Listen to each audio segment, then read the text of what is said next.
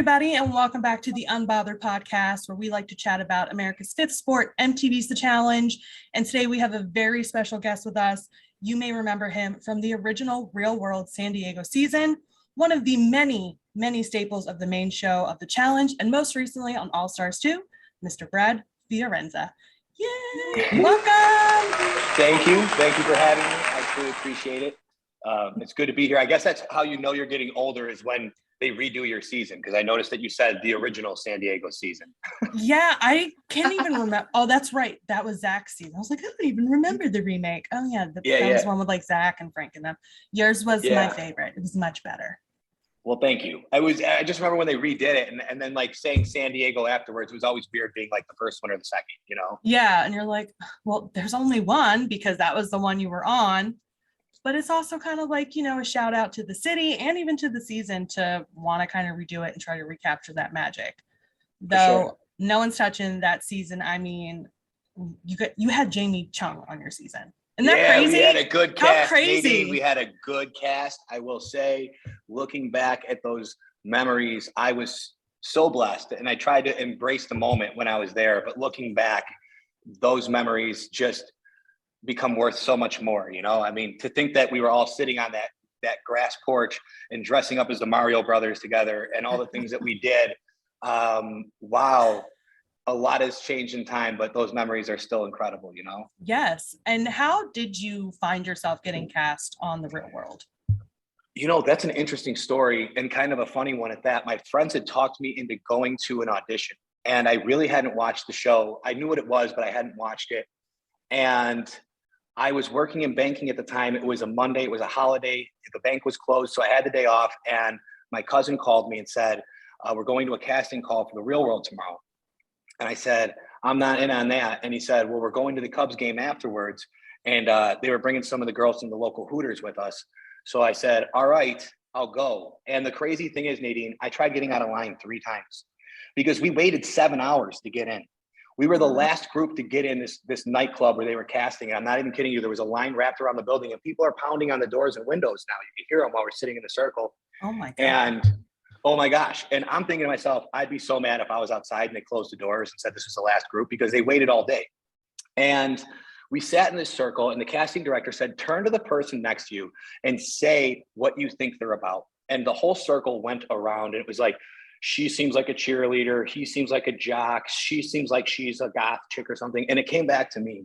And like I said, I'd waited for 7 hours, and I was already a little frustrated with the situation. So I looked at the girl next to me. I looked at the casting director, and I said, this has got to be the dumbest fucking thing I've ever seen in my life. I don't know this girl. For me to sit here and say something about her without knowing her is ridiculous. And then I said, you guys should all be ashamed of yourselves for saying something to the person next to you. And then I stood up to get out of there. And the casting director was like, well, you come upstairs for some pictures and to fill out these forms. And if you don't think this story's crazy enough, here's the craziest part. I filled out half of this packet, and I was at my buddy Matt's place. We were pre-gaming for the Cubs game. And halfway through the packet, I just said, you know what, forget this. I don't even want to do this. And this girl, Katie, filled out the second half of the packet in completely different handwriting. Get out. True story. And they didn't catch every that? word of that's true. I'm sure they did. They were probably like, wow, this, you know, if they remembered me from the interview, which according to Jeff Jenkins, who eventually went on to start the Kardashians after my season, he said, when he finally called me and told me I made the cut, I had started watching the show, and they were arguing about peanut butter and eggs in Paris. And I started to think like, man, this show's crazy as hell, right? So when Jeff calls me, I'll never forget, we were watching some reality show that came out. It was like Love Island or something, one of the new ones at the time. And I remember thinking like, wow, it's kind of weird I didn't hear back. And then all of a sudden the phone rings while literally I thought that within like 3 to 5 minutes, the phone rings. I think it was about 8 p.m. And it was Jeff Jenkins. And he said, congratulations, you made the show. And I said, Jeff, I started watching this. What's wrong with me, dude? Because I'm watching all these people argue in the house. And I said, I'm like, okay, this is some wild stuff. So, and he laughed and he said, we're only looking for people that can't help but be themselves on camera. And when he said that, it took a lot of the edge off, because, you know, I'm seeing all these arguments and everything. I'm like, I don't really know what I'm getting involved with. And when he said that, it was kind of freeing in the sense of where I just said, all right, we're just going to go into this house with no expectations and try to have the best experience possible. with so many unknowns. And it was just such an exciting experience, I think That's a that's the wild best story story. we've heard of the Really? casting. Yeah, Yeah. that's a That's wild awesome. story. I love Yeah. it. It was a wild day. I mean, looking back, and I think the craziest part is like how authentic the frustration was, because I actually planned on walking out. I did not think I had a shot at getting on the show. I thought I killed 7 hours in line. And quite frankly, I was a little upset with some of the things, not like personally upset, but I was just like kind of turned off by the way people were just making snap judgments. And man, I had no idea that I was going to get picked for the show. I just honestly, even when they called me for the follow-up interview, I was like, oh, do you want me to show up and get some stuff off my chest for an hour or two? No problem. You know what I mean? So I just stayed as transparent as possible. And then when Jeff finally gave me that call, it was all on from there. Are you still That is friends with a great. lot of your cast? Yeah, so I keep in touch with Jacquees and Randy on text messages best as possible. Cameron and I will message back and forth a little bit online. Jamie, just here and there with like maybe a little bit of social media interaction, but like, man, it's hard. I wish we all could, get together for one of those reunions or do our own reunion, but it's kind of hard, with the time and, people going in different directions. Sure. Definitely not like, full group text with the whole cast or anything like that, but yeah, I wish we had the opportunity to get together more. That'd be cool. I completely forgot that Cameron was on your season. I totally know who she is because then she later on did Southern Charm. I just don't watch that show, but it's like a Me neither, reality right. TV circle. Me either. That's one of the Yeah, I reality shows know. I'm not into. And it's hard because people will come up to you and start talking about it. And it's like, I feel like I've watched it just from people coming up to me because they recognize me from the same season as Cameron. I've heard so many stories and I just haven't seen it. And you're just like, great. I don't even know what you're talking about. It's I'm English, sure but it's wonderful. Well, they actually, ironically enough, they called me to sign off on a scene from Real World San Diego to use at the reunion for Southern Charm. And I remember when they did that, I was like, well, is Cameron cool with this? Because there's really nothing in it for me. Like, I didn't know what they were, really going to use the footage for. But I just thought it was interesting that the shows actually crossed over like that, even at the reunion. They pulled up old footage of her. Yeah, it's pretty wild. And do you have a favorite experience or maybe a couple different experiences from the real world that just live in a good place? Oh, 100%. I think one of my favorite memories from that season was dressing up as the Mario Brothers with homemade costumes with Big Ran. Just making the costumes was a ton of fun. But I'll tell you, I think one of the coolest parts was going out with the cameras on you. Those costumes turned out so dope. People didn't even know it was the real world anymore. I think they legitimately thought there was a Nintendo promotion going on in the streets of San Diego. And I thought that was just so cool, the way people were freaking out about the costumes. And now they mass produce those costumes. I am not saying there's a definite connection there, but those things did hit pretty hard on TV. And every time I see little kids dressed up, it just takes me back to that moment with Big Ran, It's a pretty good one. That, Yeah. I mean, there's a lot of iconic moments in your season, but that is definitely one of my favorites. And then obviously after the real world, for people who didn't maybe watch the real world, we see you coming on to this little show that used to be called The Real World versus Road Rules, The Challenge. And your very first season was Battle of the Sexes 2, which I think was like the last time they had a season where people just got voted off, and other than like Weirdest. the island. Yeah, weird. It's the weirdest thing. You get voted off and it's like, well, your suitcase is at the bottom of the hill. And it's like, that was the most anticlimactic ending to an episode you could possibly have. Yeah, I can imagine that was probably a really different experience, but how was it for being your first experience on the challenge? Oh, I mean, honestly, Nadine, in the nicest way possible, disappointing. So we were playing without elimination rounds, and the older guys in the group, Eric Neese, Mark Long, and I forgot who other, really those two, Theo, and there might have been a couple other vets in it. So they were saying, we're not going to play like the girls. We're going to play by stats. This is like a poker game. Okay. So they pitched it like, we've all played poker. We're going to play like men. And I'm like, okay, like this is my first challenge. What am I going to say? Right. So it's like, I'm still getting my feet wet. And like, Derek got worked out earlier on, but I was technically not supposed to be voted off in the order that I was voted off. So they basically used this stat situation to get all the way to the end. And then even though my stats were better, they still voted me off. And then they split the 180,000. So I was number 4 and they split 180 grand between 3 people. So that costed me 60,000 plus I didn't have the elimination rounds.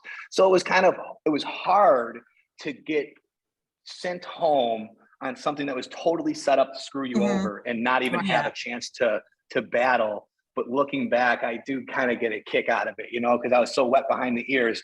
And here I come on this challenge, and it's like, you can get all fired up to compete, and like some mornings you're just like, oh, no matter what we do, we're gonna win. And then it's an eating challenge, And Right. I remember on that one I ate.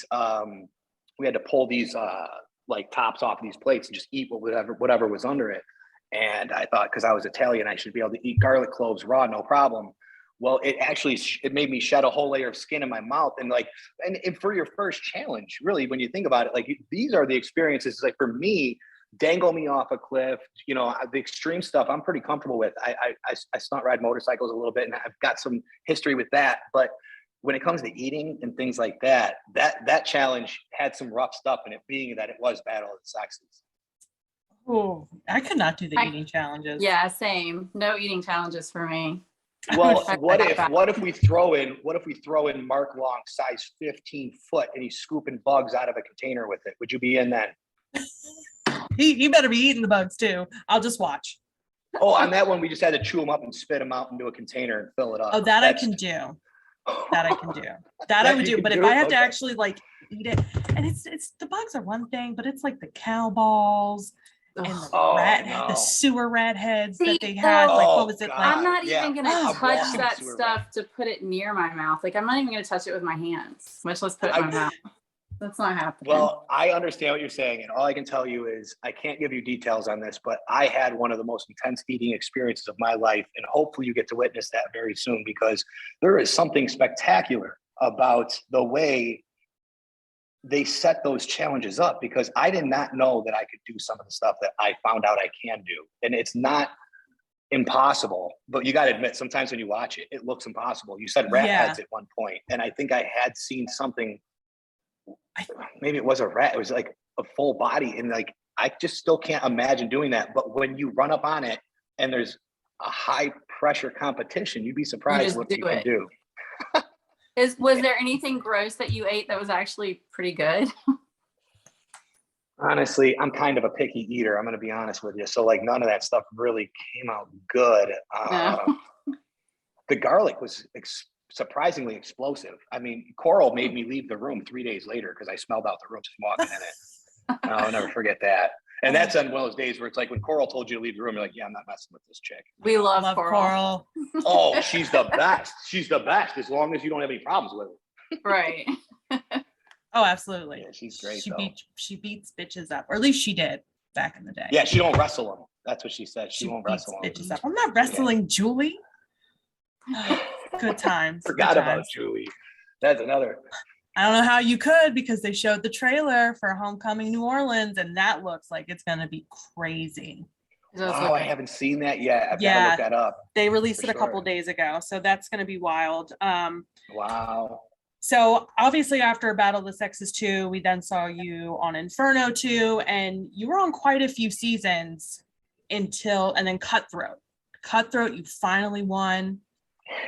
That was an insane season for a lot of reasons. Obviously the banana backpack, you got your win. I feel like you should have had a win way before then, but you were able to get it. And then we didn't see you again for 8 more years until you rolled up on Vendettas. Yeah. Good old Vendettas. God, the game changed. Yeah.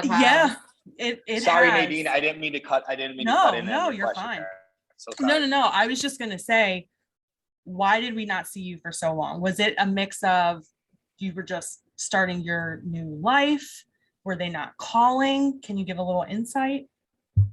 Well, so after the win on Cutthroat, it was decided that we were going to take some time off and just focus on having a family. And little did I know that the blessing of MTV was coming back in my future 8 years later, because after she had filed for divorce unexpectedly, and I found myself single and kind of missing the opportunity that I had given up to be in that situation originally. I was in a really good position. I was doing a lot of challenges. I was in great shape, and I was doing a good job of just staying in the flow. And then I chose to leave. And I think one of the first things after she had filed divorce that really hit me was how much I sacrificed to have that family. And when I got that phone call, for me, it was just such a blessing, because it was like a second chance at your old life. And I will say, I showed up to a completely different game. I mean, not completely different. Yeah. I think the game's developed in a much better direction. I love the direction that it's headed in. You did pretty well, though, for somebody who hasn't been there in 8 years. I mean, you did very well. I'm going to razz on you a little bit for you missing that trivia question on AllStars 2 when you could have said Cara Maria, because you were on this season. She won her second championship. Oh, so true. There was a handful of names that I couldn't believe I missed, but I am not good. I don't know if you noticed this, but I am not good at trivia. So okay. I'm gonna practice trivia somehow, some way. I've never been into trivia games even casually, but when you're standing at the edge of a building, I'm sure. or they're gonna hook you up to a slingshot that fires you over a building or something like that. It's just I have a very hard time focusing. Even with the spelling words back in the day, I just can't. There's something about the pressure that goes into the trivia questions that I really do struggle with. We've said that. I apologize. We've said that before. Like, it's different when you're at home watching Jeopardy and you're answering all the questions that if you were there. You know? Yes. Yeah. I can answer all of TJ's questions from my couch because I'm not dangling 10 stories off the ground. Right. Yeah. So I remember looking at TJ, and you see so much in the background of it looks like he's up in the air because you're on top of the building that you almost get vertigo without even looking down. You know what I mean? And if you do look down, which I tend to do for some weird reason, it really doesn't help anything. I can imagine it does not help. As I said, you came back on Vendettas. How did you feel going into it in the beginning? I mean, did you feel confident? Were you kind of nervous because this was a lot of different people that you probably really haven't seen? I wish I could tell you that those were the things I was thinking about. Unfortunately, and I'm still involved in a court case with my kids right now, and it's a nightmare. But I had so much personal stuff going into that game that it was almost just like a ticket to freedom in a weird way. I remember getting on that plane, and when I landed and we were in New York, I felt like once I was reconnecting with cast members I already knew and new ones, I felt like I almost left the world I was in and you go into a new one, because the show really does feel like that. It's almost like a transition into a fishbowl with a bunch of cameras in it, if you will. And I would say that's probably been one of my biggest struggles with this, is not being able to focus completely on the game the way I used to be able to. And I'm still working on that. And, it's a lot of spiritual development and it's a lot of hard work, but, I'm still involved in a court case right now and going through hell trying to see my kids. I haven't seen my kids in almost a year. I wouldn't wish that on anybody. But those are my biggest challenges, is overcoming these hurdles while trying to stay focused. And, the only way to do that is by counting blessings, and getting that call was a blessing. I've got plenty of blessings to count. My kids are healthy. So that's a big one in itself.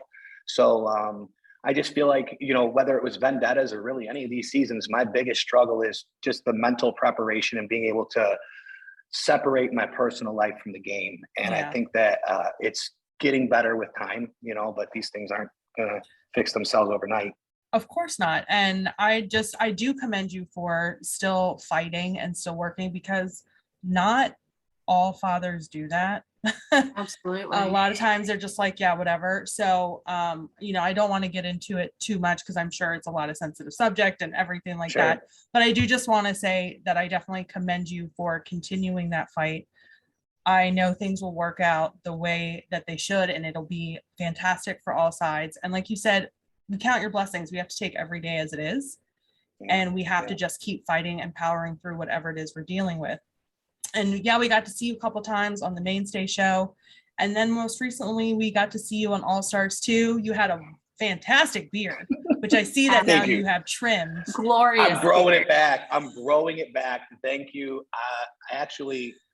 I can't do this middle of the mall beard is not working for me. I as soon as I had it cut off just a few days ago, I was like regretting it immediately. So thank you. Oh, it'll grow back though. And I mean, obviously you're very good at growing a beard because not all men can.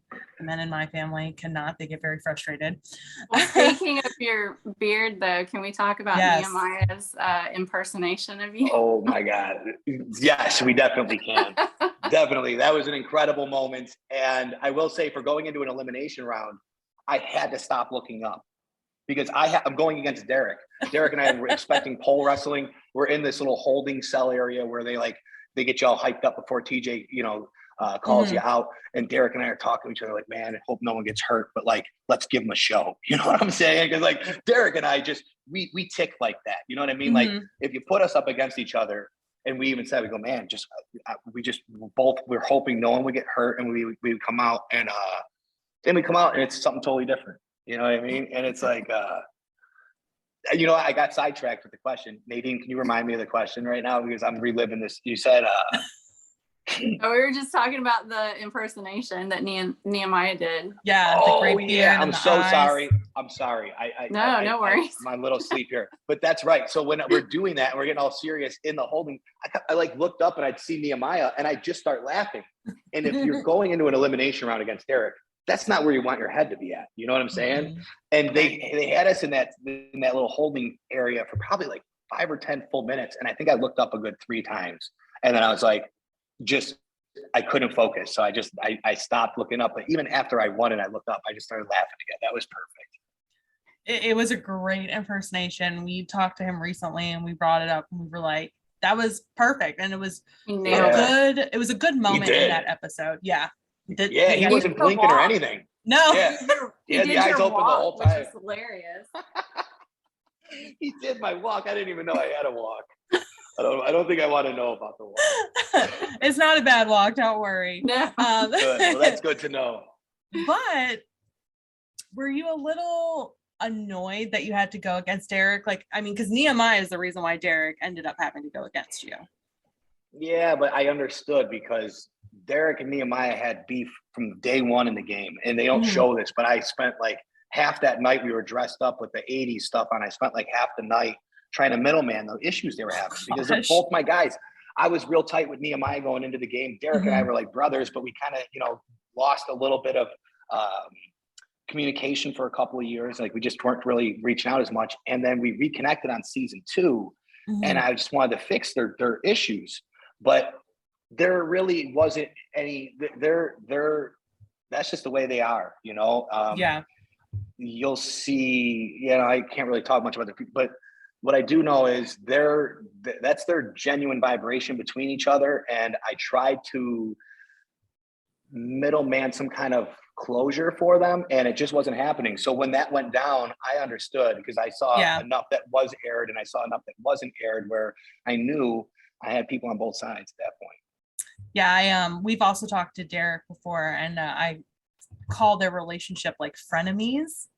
Yeah. Like it's kind of like they have like playful banter, and even Darrell comments on it in a confessional on AS2 where he's like, I can't really tell if they're being serious or if they're just playing. And it's like at different moments you get like that different vibe, but that's why we liked the show because it's not contrived. It's kind of playful, but not playful. And it's just more authentic. We love AllStars. The main show has just been, it's been becoming different in a way that a lot of the old school fans we just don't recognize. I love the word choice there. It's a recognized, it's a great show, but it's changing to the point where it's unrecognizable from what it used to be. I really like the way you worded that. Thank you. I'm trying to be like open-minded, because I'm coming out with CBS The Challenge, and it's like, people from like Love Island and I guess like some Survivor and Big Brother. And it's almost overwhelming because again, this show on MTV has been going for so long and people don't like change as it is, especially when a show has 37 seasons. Have you watched the last few main seasons at all since you were on Final Reckoning? Honestly, I have to do some catching up, and I have not. I've tried to catch an episode here or there, but life has been really busy. So I've kind of been leaning on the AllStars side of things. Right. It makes sense. Makes complete sense. And there's so many episodes now. I actually was listening to your podcast episode with Bananas and how they filmed for 3 months. Like, that's insane. Yeah, I know. When I heard that, I was like, Jesus, that's a long time. The longest I've been on a challenge for was a little over 2 months. And that felt like forever. I mean, honestly, 8 weeks, 9 weeks away from home in a foreign country, you really start to feel like that's your home. Yeah. And I think that's actually one of the weirdest parts of the challenge is right around the end of the first month, even on AllStars, other people were agreeing to this. When you feel like you're going home and you say the words home and you think of the challenge house, you are in. Like, that's when you know that you're past the wall and everything else, because when home actually makes you think of going to the place with cameras in every corner, that's when you know you're fully adjusted, 3 months, I can't imagine what that third month would do psychologically, but there's no way that is not a factor in the marathon, angle of the game. I don't know how some of them can do it mentally, because you have no phone. You get like maybe 1 or 2 10-minute phone calls a week. You don't have books. You don't have TV. You don't have the internet. You become like part of a dystopia. I think even Ayana kind of mentioned it, like even being in the AllStars house, you're like in this alternate universe where things that you do are not things that you would do in real life, like stealing Jody's Greek salad. Well, and I imagine you get no alone time, right? No, you really don't get any alone time. I'm sorry, I'm laughing about the salad thing because it was like so far into the game where like even something silly like that for someone like Jody, that's like a major you miss home. You know what I mean? Like it was just interesting to see how that whole thing played out. Sorry, I didn't mean to sidetrack us there, but when you brought up the salad, Ayana is incredible. I love her. She is spectacular in so many ways. And when you said her name, the highlight reel started to unfold in my head. But right when you said the salad, I got a little sidetracked there. And that was about a month into the game where I remember being partnered with Jody and like trying to coach her through just like not getting emotionally invested in that situation. She did an incredible job of that. But for like 30 minutes, she sat and let Ayana talk, thinking she was going to get a chance to talk. She didn't even get a chance to say anything. And I'll never forget, just one salad turned the whole house upside down in one night. Unbelievable. It was like a speech good from TV The Godfather. for sure. Yeah. Yeah, it was. Even Jasmine and her getting into it the night before. I remember laying in bed and hearing Jasmine go off. I'm like, what the hell is going on out there, And then you find out. Yes, your name is not Rhonda Reynard. I will not. Perfect. It was, oh, God, there was so perfect many moments, so many good moments. And sadly, you and Jody get eliminated like right before the final. I mean, we talked to Jody. She said you were doing your final interviews the day that they ran the final. Oh, yeah, yeah. Mm-hmm. And you saw them. After seeing what they went through with the final and kind of the production hiccups, are you kind of like, I'm actually not that upset that we got eliminated right before, or would you still have wanted to take your chance? Yeah, I would still want to take my chance just because I love the competition part of the game, but there's something about this game that gets in your blood after the amount of years you apply yourself to it. And every chance I can get to run a final, I want to run it, win, lose, or draw, because you're going to learn something about yourself in that final.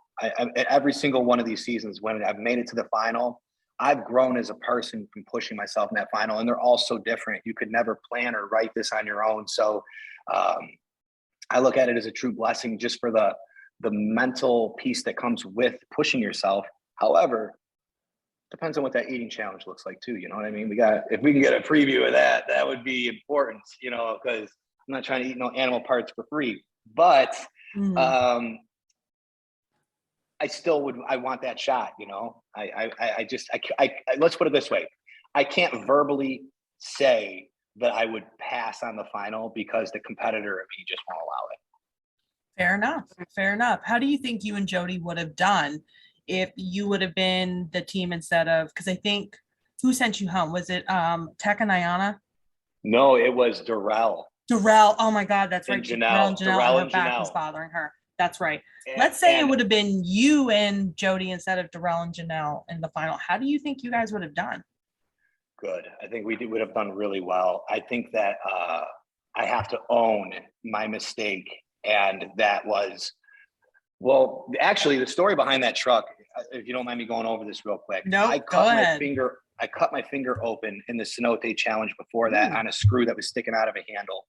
And I had to get my finger taped up because it would split open with the climbing around on the trucks and everything. So I was getting my finger taped up during the rules. And right after I got it taped up, I went up to the gentleman that read the rules and I said, can you run me past the rules? He ran me past the rules and then told me I'll know what to do when I get up there. So we didn't go over untying knots in that conversation, but it was a quick recap. And with all due respect, I should have been there for the rules. I didn't know the timing was going to work out the way it did. I was just trying to get my finger taped up. But God, those things looked like handles to me. They looked like handles, okay? So the only thought that was going through my head while I was cranking open those boxes is, how the hell is Jody doing this on the other side? Because some of them weren't coming open very easy. And then when I got up on that second semi truck and I looked over and I saw her untying those knots, there's no words for what went through my head. I couldn't believe it. I mean, the first thing was probably like, wow, there is another way to do this. And then the very next thought was, holy shit, am I going to get us DQ'd? And then I remember thinking to myself, well, they didn't tell us not to do that, which usually they'll say, here's what the DQs are.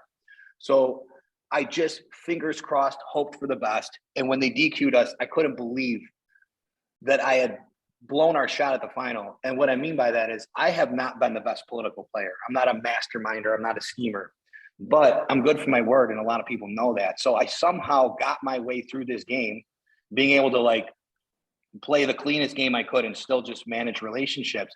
We weren't going to get, the only shot we had at going into an elimination was doing what I did. Because if we just didn't come in last place, which Tech and Ayana would have, we were going to be safe because Nehemiah was probably not going to throw us in no matter what. And that would have put us into the final. So, you know, honestly, when I guess the hardest part about it was waiting for the announcement because it took like an extra 20, 30 minutes longer than normal to find out the winners that day. And it was the suspense and being able to do the math where it's like, wow, had I not done that, we were guaranteed the final. So, I felt really bad for Jody because Jody's the kind of competitor that really beats herself up. Like she'll do a great job and you'll be like, great job. And she's like, no, I could have done better at this. And you're like, just, you know, she's always looking for that place to improve. And I can appreciate that. But I guess like for me, I just felt so sick about it, you know? And then here we are going into the last elimination. And I truly thought, even down to the weigh-in, that we had a good shot. They had to weigh that material twice. It was so close. And Darrell and Janelle did a great job, you know, so. Yeah, it was very close. You know, the chips fell the way that they were supposed to. I know. I was heartbroken watching most of the eliminations this season of AllStars because I liked all of you guys. Thank you. I liked everybody, like even like the Ayana and Leah elimination, and then of course the Nehemiah and Derek C. Like, I'm like, I don't want anybody to go home. Can everybody stay till the end? I know, right? I feel the same way when I'm on the show. You know, it's like, and you get it. It's a game. You're sending them home, but especially when it's your friends that you haven't seen in a while. Yeah. Was there anybody that you were super excited to see when you got on that beach? What's that? I said, was there anybody that you were super excited to see when you guys got to that beach on AllStars too? Gosh, almost everybody. I mean, like, because there was just people coming out from the past and more recent seasons. And it was incredible to see that many familiar and new faces all in one place, knowing that we were going to share this. When TJ shows up on the beach or in any other setting, and you're sitting around with that many people that you've either made memories with, or you're part of a family that somehow connects you through other people's memories, then you just you kind of just go into this mode, kind of like Ayana was telling you about how you're going into a different universe. Well, that's your introduction to the new universe. So it's just exciting. I can't think of anybody in particular that stood out other than Tyler, because him and I were the bartenders for everybody. So Tyler and I were bartending. So it was cool to sit next to Tyler after I hadn't seen him since Cutthroat, and just to be able to, and then him and I ended up rooming together and everything else. And he's awesome. But not the easiest person to room with in the bathroom. You know what I mean? He seems like a guy that could blow up the bathroom when he really has to go. Oh yeah, he could do more than that. Was good to know. Was there anybody that you didn't know going in that you hit it off with that you weren't expecting? Yeah. Letarian, I would say LT actually. Him and I have a lot of similarities, and we were not playing the same political game. I mean, that was pretty established once they were celebrating upstairs, and we didn't have any kind of history to where I could have spoke game with them at that point. But outside of the game talk and everything, great dude, real into fitness, and he's got a big heart. I know he's a tough dude, and he'll put his head down and go, head to head with anybody. But he's still a very caring person, and I think once you get to know his full dynamic of his character, he's just more impressive by the minute, And he was one of the new people that I was surprised to see had that much more heart to him than you expected, That's amazing. And then did you say you had a funny story about Tyler? So yeah, this is yes. Put it down as a gross story about Tyler, and probably not a funny one, but it's got some comical elements to it. But interesting enough, I was having allergy issues. So I had to have my sheets washed in a special detergent. I don't know where this allergy came from, but I go to season 2, and if you see in the first few episodes, my eyes are almost swollen completely shut. That's from the allergies. I would wake up and my eyes were almost not able to open, and production was call the medics would throw some crap on them when we get through it. But so they had to have special detergent, and they were supposed to be washing our sheets. So I started keeping a close eye on my comforter for the most part. And what I noticed after this challenge day, Derek was laying in his bed. It was an exhausting day. I flopped myself down on my comforter on top, and I kind of picked my head up after I plopped it down, and I noticed that my right arm is it's laying in this huge pile of white phlegm. And I kind of screamed. I go, ew, what the fuck is this? And then Derek pops up and he goes, bro, you didn't hear Tina yelling at Tyler last night? And I go, no. And he goes, Tyler blew his nose into his comforter in the middle of the night, and Tina started yelling at him, and he told Tina to shut up, and it was his comforter. So that's what my arm was in. It was his mucus. And the cleaning ladies were playing musical comforters. So because I'm trying to figure out my allergies and why some days they're swelling up. So they were just putting different comforters back on different beds, and Tyler's happened to go on mine. So I jumped into a pile of his snot at the end of the day, and I was so disgusted. Yes, I'm a germaphobe too. So I wanted to literally chop my arm off at the shoulder, but nonetheless. But I even said to a few people not just the room, but even in the house, I said, that's how you know you really like somebody. You could do something like that, and I actually still like you afterwards. So I was just impressed with how grossed out I get by stuff, that I was I went through that and did not feel completely traumatized when I saw him next time. Yeah, I think I heard him tell that story on a podcast, not quite in that detail. So when you started saying, I was like, oh my God, is this the loogie story? And there you go. Yeah. You bring up Tina yelling at Tyler, and we got to see a little bit of Tina being a prankster, but we heard that she was doing a lot of pranks through the season while she was there. Did she prank you at all, or did she do anything in particular that just had you dying? Oh, here's what I'll tell you about Tina. I love Tina. She is a firecracker of entertainment. It just never stops.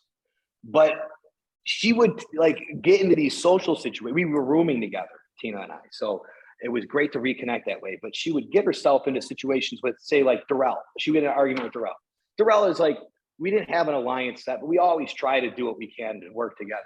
And she'd be like, oh, you know, Darrell's this, Darrell's that. And I said, hey, you know, like communication's everything. We talk about miscommunication. And I would have these long talks with her for like a half hour, 45 minutes, an hour on a regular basis about like, you know, squashing stuff with Darrell or even with Jody. And like, I think the most, I can't even say frustrating because I wasn't frustrated. I was just like kind of blown away with shock when we talked for like a full hour and she was talking about the new Tina and how nice she was going to be.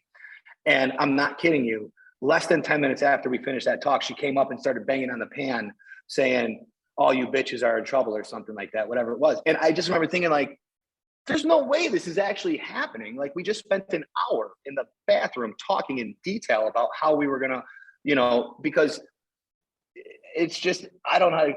She's just funny like that. You know what I mean? Like you sit there and think like, wow, we really got somewhere with this talk. And then 10 minutes later that happens and you're like, oh, that's Tina for you. You know, she's just classic like that. She's a classic. I can tell. I freaking love Tina. I think she is hilarious. I feel like I would love talking shit with her. Yes. As long as I don't piss her off, because then we would end up cursing each other out. And that's not fun. But the cool thing about that is, Nadine, you got to almost see her get pissed at somebody to get the full experience. You know what I mean? As long as it's not me. Fired up. It's fair. That's fair. It just has to be somebody else. What was one of your favorite moments on this season of AllStars? Favorite moments. Gosh, we had some really good ones. Oh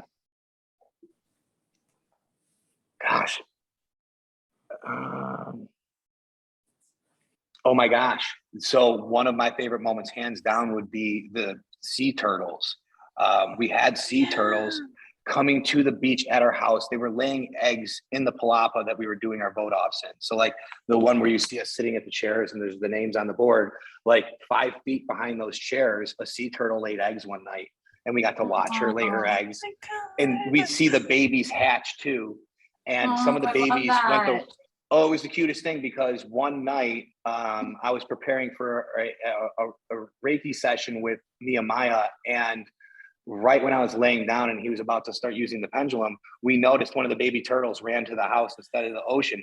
So I picked him up and I got to hold the baby sea turtle and give it to the security guard to put in the ocean. And I think like I watch a lot of Discovery Channel. I'm kind of a nature freak, so I love like anything that really has to do with nature. So for me to be able to watch all those specials and then to be able to pick one up and not to do it for like a selfish reason, but to help it live, you know, like I just thought that was one of the coolest experiences. I know it's probably not like the best drinking party story or something, but oh no, that's my favorite story.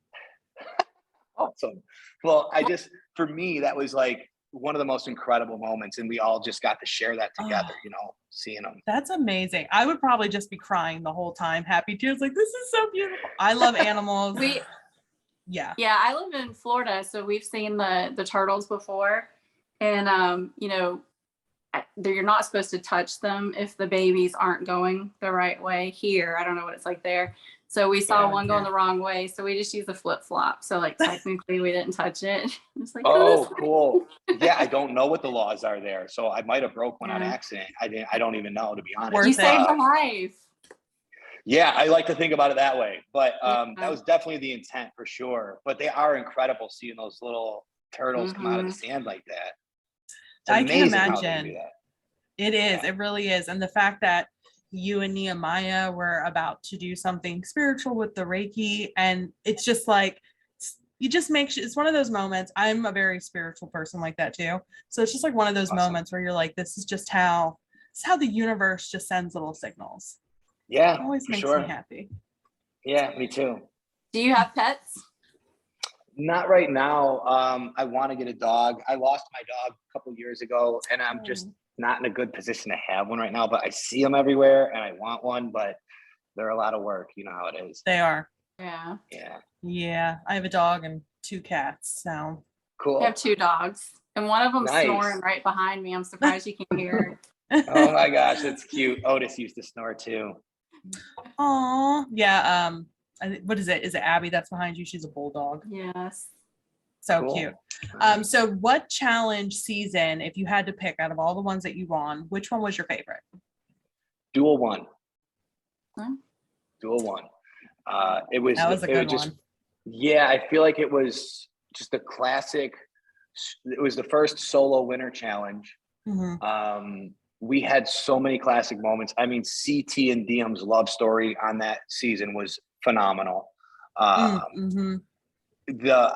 was able to beat CT for that K1200 motorcycle in the roller skating thing. That was a good day. That was a good day for me because everyone likes to bring up. Well, everybody likes to bring up the CT DQ'd when he went home on that season, but I also beat him full contact for the motorcycle in the same season. So that's fair to, throw in there as well. And I will say, the season just never had a dull moment. And I mean, I remember on the first day, I'm pretty sure it was Derek K that was frisbeeing all of our dinner plates off the balcony because that's how it was back then. You can just get hammered and do stuff like that. And they were like, good, we'll see if we can get the shot for the promo, for the promo clips, And it was just nonstop action. And to run the final against Wes, we had no breaks during that final. There was no stopping point. Wow. So we ran up the mountain in Rio for 6.5 hours straight. And I'll never forget this one time, ladies. I'm holding my heart and I'm laying in the grass. This is before they had drones. And I remember trying to figure out if I was having a heart attack because I'd never pushed myself this hard in altitude before. And then I heard the helicopter coming around the corner of the mountain where the camera guy would still have to hang off the landing gear because that's how they'd have to get the drone shots back then. And that's when I knew I was having a heart attack because I remember thinking, I can't go out like this on TV. And I got up and kind of started moving again. But I just never pushed myself that hard. And I don't know if you remember, but Wes got a 2-minute head start on me in that season for the final. And I actually made up 1.5 minutes of that 2 minutes. So that was a hell of an accomplishment in itself. In fact, I passed him on like pretty much the last turn in the challenge. But when I did that, I had nothing left. I was so dizzy that I probably could have fallen right off the side of the mountain. And it was just a good race all the way through to the end. It was. I mean, that was a good season overall. It was a good season, Yeah, I really enjoyed it, and I enjoyed watching it, and I enjoy the memories that came from it. I still have so many. That's amazing. I love that. If there was a battle of the seasons and it was original San Diego versus newer San Diego, do you think you guys would be able to take the newer San Diego? That's a good question, man. Yeah, I've got to say yes. I do actually believe we could. I'd like to see that lined up, actually. I think that's a great idea. I think they should do that for a lot of the seasons that they redo. I'd watch it. Yeah, that would be great. I actually really like that. That would be pretty awesome. I would love that. Would you like to see a season of the challenge where it's like old school versus new school? There's nothing I want more than that. We've all talked about it. What would happen? Well, if we wait another 5 years, I could tell you. We should probably do that sooner than later. But yeah, there's no other season I'd rather see. I think that is the haymaker season that season 40, MTV season 40. I hope so. Because honestly, I don't think you could beat that season. I think that is going to be the climax because something big is going to happen. Yeah. And old school will win. Oh, yes. When I think of like the prime, especially, so it's a little different for me because again, I'm an old school fan. I've been watching for a long time. And I think of the caliber of men on the challenge nowadays compared to like when you were on it and Derek Kaczynski was on it, even The Miz and Abe. That is what I consider prime caliber of the male competitors. And there were some good females. I think the females have gotten a lot better as far as caliber of competition and athleticism. The guys, I'm just not as impressed with anymore. So I do think the old school guys, you guys still got it. I mean, CT is proving on the mainstay show that age ain't nothing but a number, baby. Right. Nothing but a number. Yeah. And then how about like dudes like Abram? I mean, Steven Spielberg couldn't create that if he tried. No. You know what I'm saying? I mean, no, I'll say Abram was my very first elimination round in Inferno 2. And good God, did he break me in? I mean, when we did Balls In together, I don't know if you remember that elimination, but like he is a force to be reckoned with. He doesn't train like everybody else. He just has a bring it all in a way you've never seen before switch that he hits every single time. And I think that there are certain characters that like, like Abram, Derek K, CT, Johnny, Darrell. I mean, you really can't recreate a lot of this, I mean, they're such original characters themselves, and they still bring such a high level of competition to the table, Yeah. It's been a real honor to run with those guys for the amount of years I have. I learned to run over 5 miles with Darrell on these shows, and really, I've pushed limits that I probably never would have seen if it wasn't for those gentlemen. So I'm grateful for that. But yeah, those competitors they're going to be hard to replace if that's what they're looking to do, Yeah, they're trying, and it's not working. We are not receptive to what they're trying to bring in, because what was great about Challenge kind of before was the villains, like the Johnny Bananas. I love to hate Bananas. I'm not a Bananas fan on the show. I don't know him in person, obviously, but I love to hate him, and that's what makes a good villain. The villains now, I don't like them. I just completely dislike them. You get to see people's like life story arc too. Like, we watched you guys grow up, and and then these new people come in. It's just like, I don't know, it's not the same. It's different now. They come in with a huge following on social media. That's their ultimate goal, and it kind of shows. Occasionally we get people where I'm like, I feel like this person's pretty authentic. There was a rookie on season 37. His name is Ed. He's hilarious. He is the same person on his Instagram and everything that he was on the show. He's like literally a giant labradoodle, I think, is someone that explained him. And I'm like, you know what? That's perfect. Like he's got the energy. He's just like real friendly. He's just always like doing weird shit, and he just never stops. But it's okay. He's like sweet, and it's cool. And we're not getting as much of that anymore. But I do want to say, when I asked you earlier, one of your favorite moments, one of my favorite moments, it's more like a funny moment, is the Pizzagate, is what we dubbed it, incident with Marie. That was so funny. It was to say. I would never have thought that was going to put me on a fast track to be close friends with her, but that's really awesome. did. Yeah. And honestly, like, gosh, I haven't talked to Marie in probably 4 or 5 months now, but just this conversation makes me want to reach out, because every time I get on the phone with her, we'll chop it up for at least a half hour. And like, honestly, she's good people, I mean, and I've got her back, and I know she's got mine. And that was a hell of an introduction to our relationship. But ironically enough, a big part of that story. Oh, there you are. Sorry. It's okay. But a big part of that was she was gassed up with a bunch of lies about me going into that season, which is why she did that. And then halfway through the season, she figured out on her own that the things she had heard about me were not true. And on one of our days off, she actually apologized to me. She said, Brad, hey, I just want to let you know I'm really sorry about that. I was told all these things about you before I got here that are not true. I know you're a good guy. And then she gave me a hug, and it was water under the bridge. In that moment, I remember that hug like it was yesterday on the beach. And in fact, we took a picture right after that. But the important part was that the things she was told that weren't true were they clarified themselves just through actions alone. You know what I mean? Without even having a conversation. So when she apologized and shared that information with me, I just immediately understood why, I understood more of why that had happened in the first place. And we're still close friends to this day. Honestly, I wouldn't change that at this point. I mean, at the time I would have, but they say everything happens for a reason. And her and I got close after that, and we got to clear the air of some BS after that. So it was kind of worth it.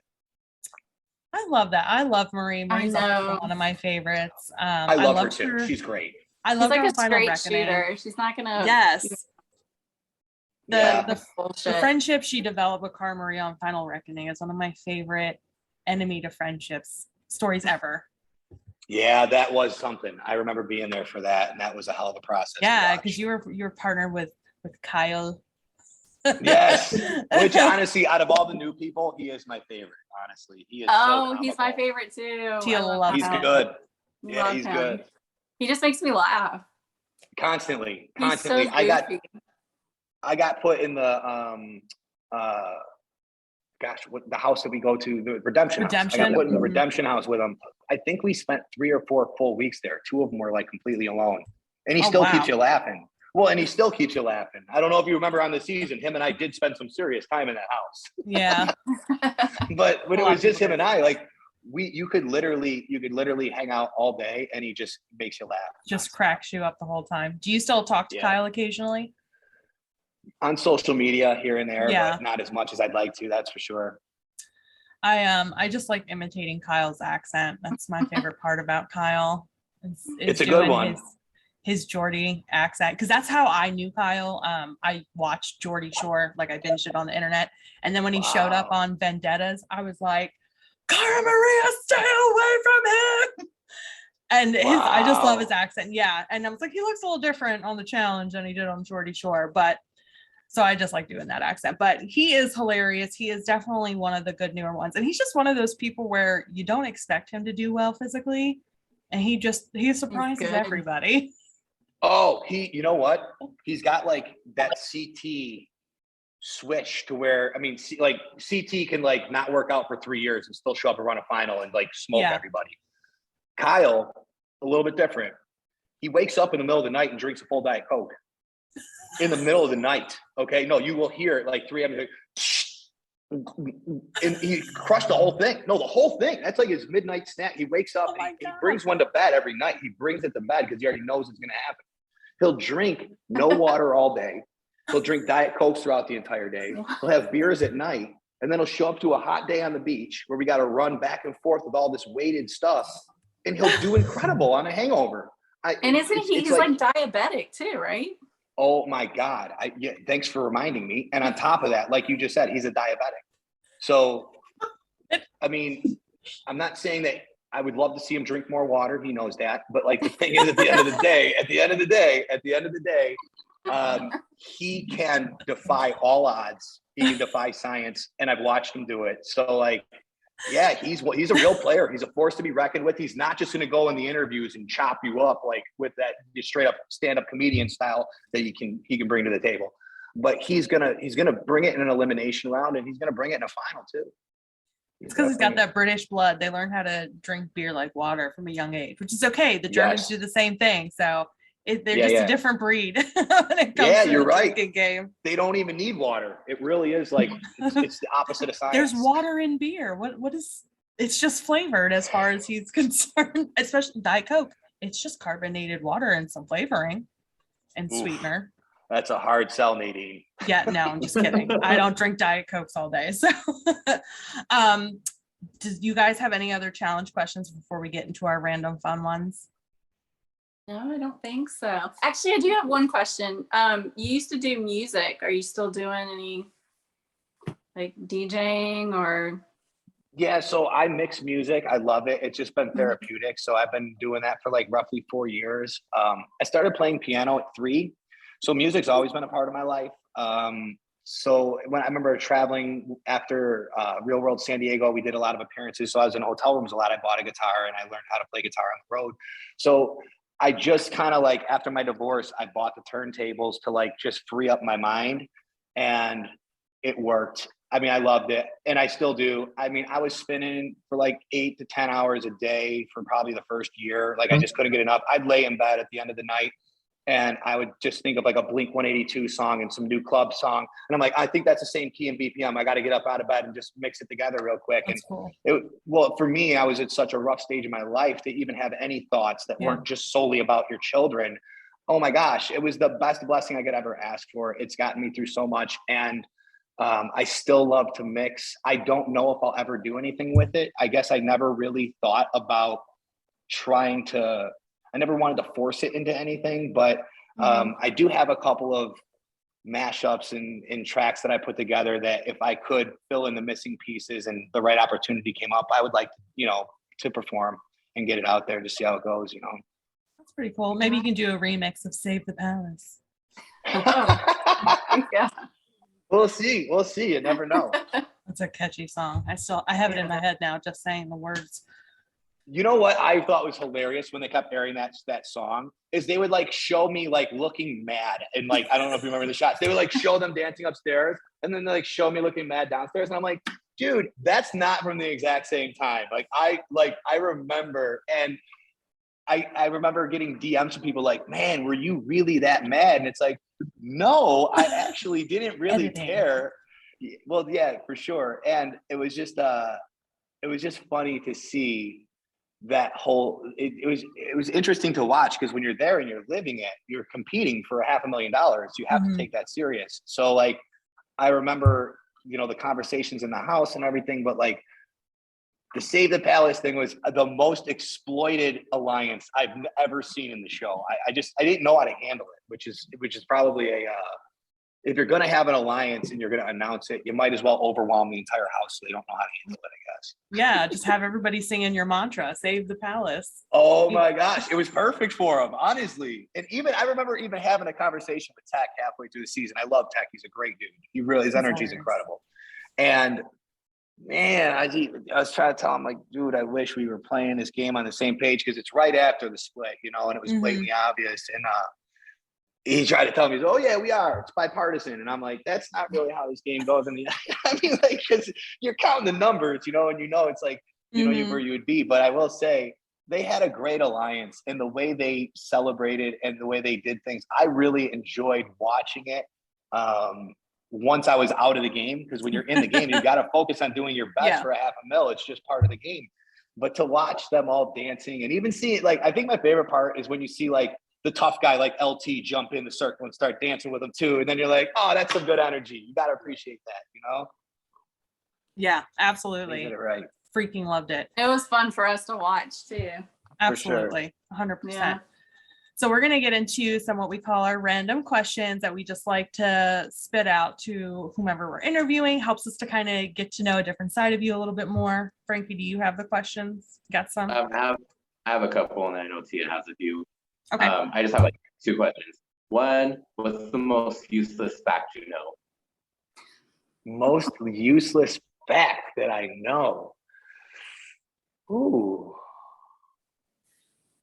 Or it could just be a fun fact. It doesn't have to be useless. I'm trying to think of something that was useless. I think I try to find meaning in everything. That's probably the tough part for me. I don't know. Can you give me an answer? Someone else? I have no idea how to anser that. We can circle back. Yeah, let's circle back to that if we can. I don't know. I mean, useless. I don't know. Okay. Think about it. If the zombie apocalypse happened right now, how long would you survive? Ooh. I don't know. I almost feel like I don't know if I'd want to be around for all that. I've seen enough movies with zombies in it to where I think I might want to go out early. But if I'm not going out early, actually, let me ask you a question. Do I have a weapon? It's happening right now. So whatever is around you right now. Oh yeah, I'm out of here. I'm getting bit and I'm done. That's it. I'm not lasting long. No way. So, oh man, I think I would do good in a zombie apocalypse. Really? Yeah. Would you just get bit and then start biting other people, you think? Would you just join in? No, I'd shoot them and like go raid other people's houses. But Frankie even said you have whatever you have right now. So if you don't have a gun, which you might, you've got 2 dogs, and I didn't know about that. Yes. And don't mess with Tia. They're Walking Dead zombies. They're not like War of the World zombies or whatever. So they don't change you down? World War Z. War of the World. They're the slower zombies. I was say, wasn't War of the Worlds like about aliens? I don't know. Yeah. That was the name of the challenge. I do have a I was just thinking back to the challenge. Yeah, I'm dying. Throw out for you. Throw it out. The pig has the longest orgasm observed in mammals. I knew that. Useless fact. No one needs to know that, but now we know it. I'm just impressed. I'm really impressed by that fact. That is true. My ex really did have long orgasms. Frankie. Oh, that's a good one. You are terrible. Brad's never going to come talk to us again. Yeah, good job. Here's a useless fact. The Gixxer 1000 gets 45 miles per gallon on average.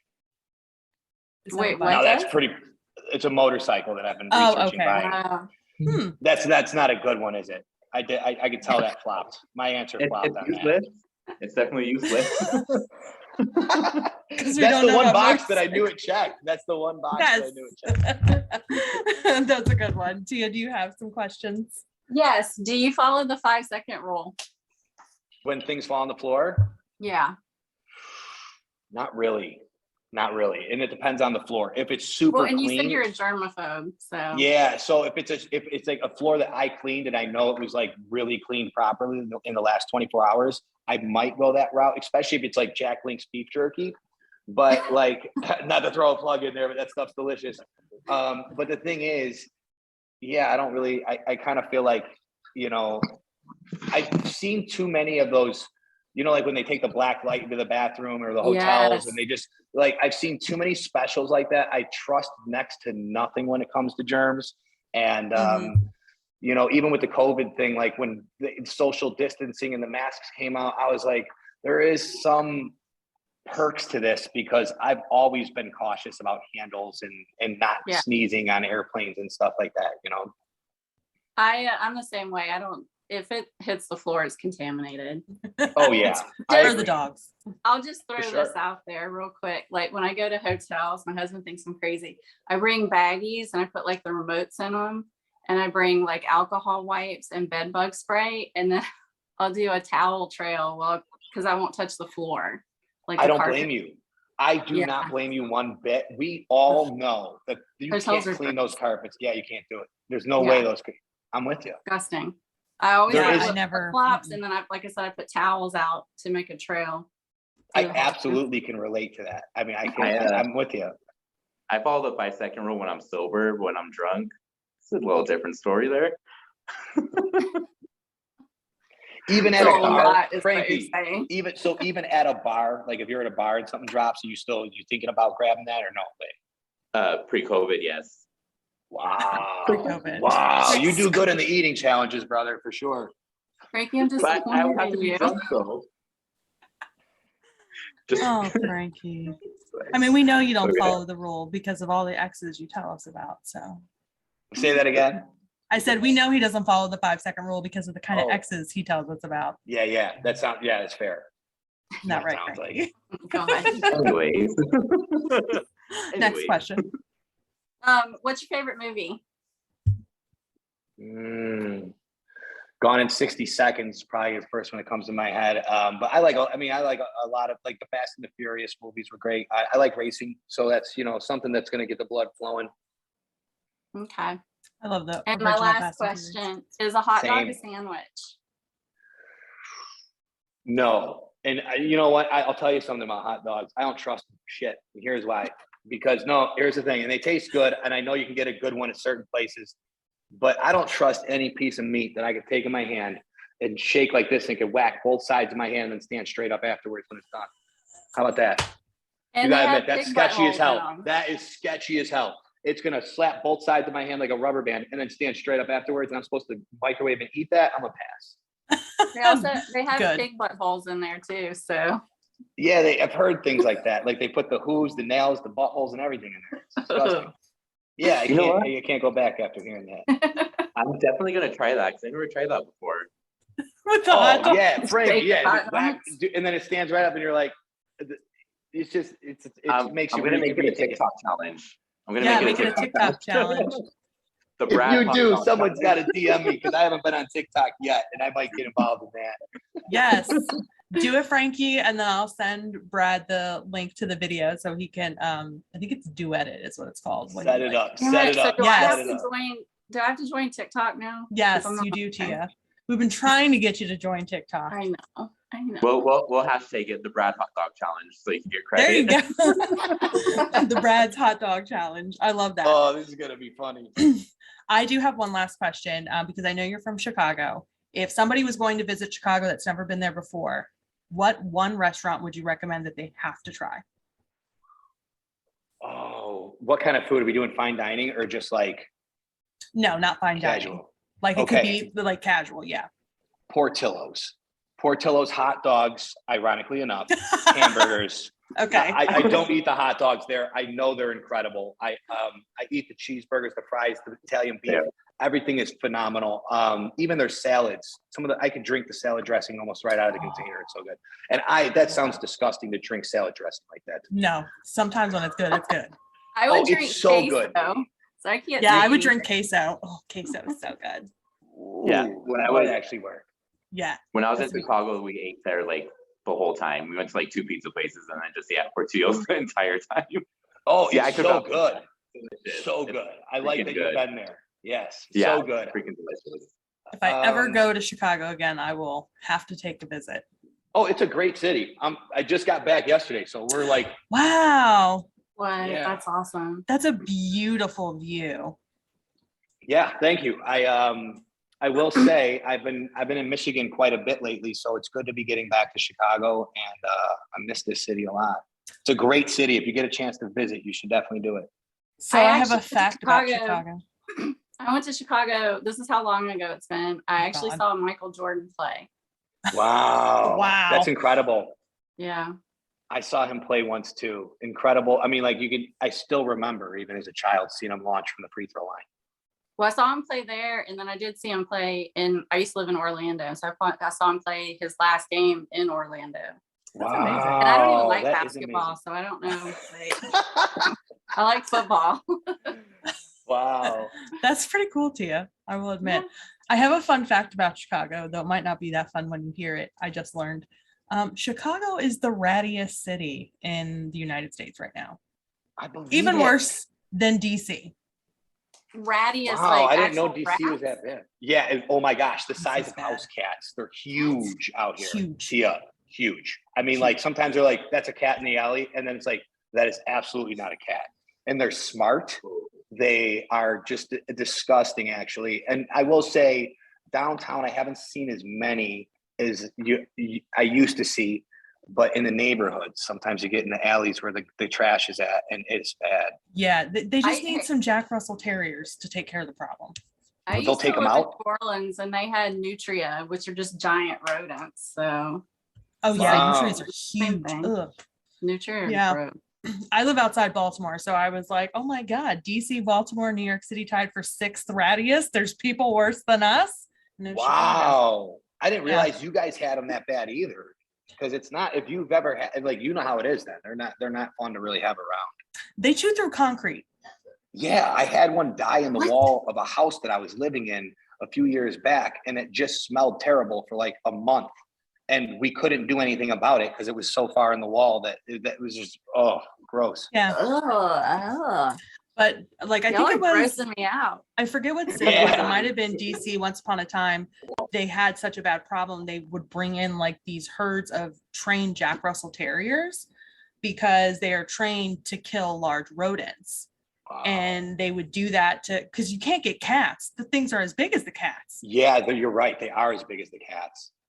Like, I wouldn't They want my chew- cat to fight them rats. No, you know what they do? They chew the legs off the pigeons when they sleep on the rafters under the bridges. They go under and they chew their legs off. So when you see the one-legged pigeons, that's usually what it's from. That's gross. Like they're kind of vicious. We are learning all sorts of things tonight. Oh, can they that be are my pointless fact? Can that be Yes. my pointless fact? Yeah. Or Let's go useless with that. fact. Frankie, let's Yes. lock that in. That's a better We're one locking for that sure. in. That's our answer.